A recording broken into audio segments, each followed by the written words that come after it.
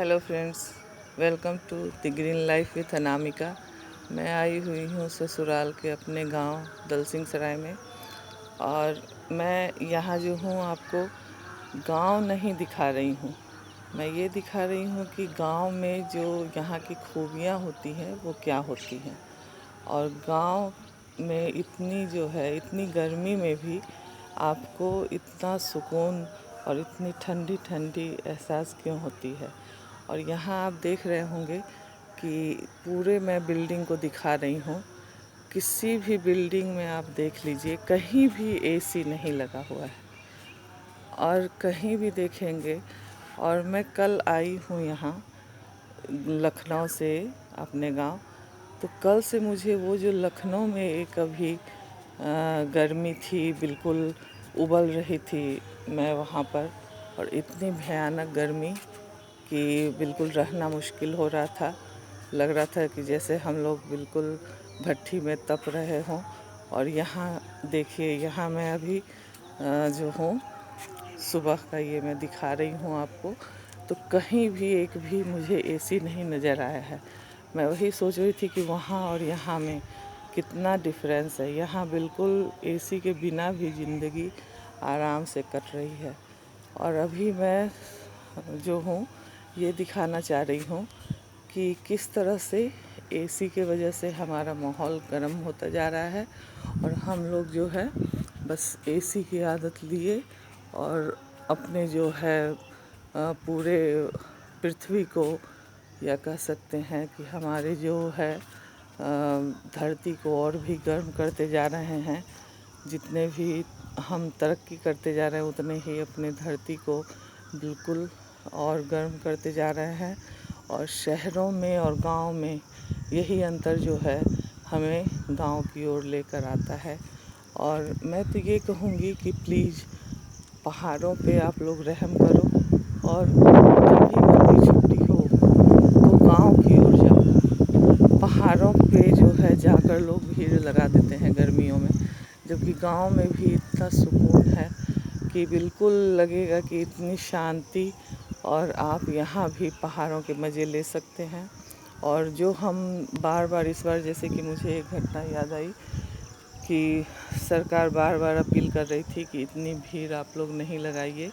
केदारनाथ, बद्रीनाथ सब में ज़रूरत से ज़्यादा लोग पहुंच गए थे तीर्थ को।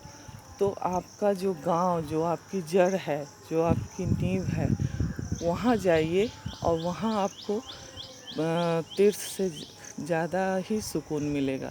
ये मैं यहाँ आई हूँ 1 साल पे। आज जो है हम लोग यहाँ पे आए हुए हैं ससुर जी की बरसी पे। और 1 साल पहले आए थे, जबकि यहाँ के घर में अभी कोई नहीं रह रहा था, ससुराल के घर में। लेकिन फिर भी यहाँ पेड़ पौधे सब हरे भरे दिख रहे हैं, कोई मेंटेन करने वाला नहीं है फिर भी। और ये जो है हमारे ससुराल का आंगन है, नीचे मैं दिखा दूँ, अपने आप पेड़ पौधे लहलहा रहे हैं।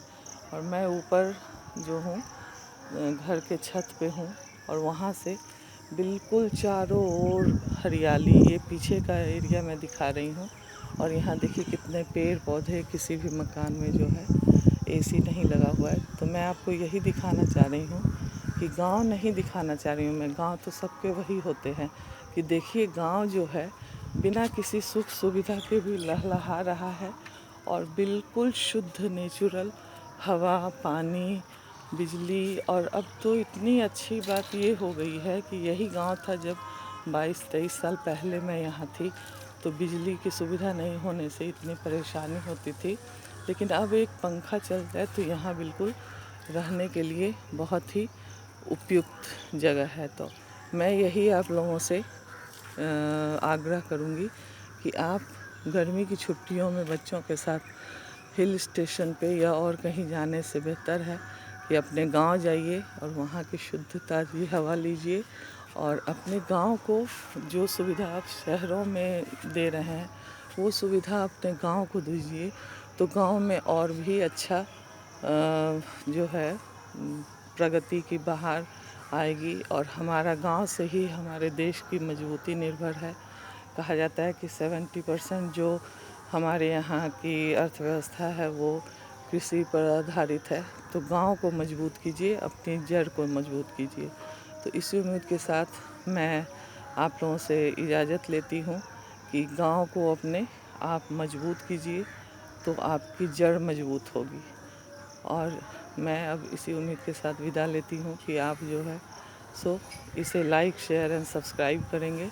और भारत की जो रीढ़ की हड्डी है हमारी गांव, जो कि हमारी अर्थव्यवस्था में भी बहुत बड़ा योगदान देता है, कृषि प्रधान देश कहा जाता है, तो उस पर ध्यान देंगे। नमस्कार।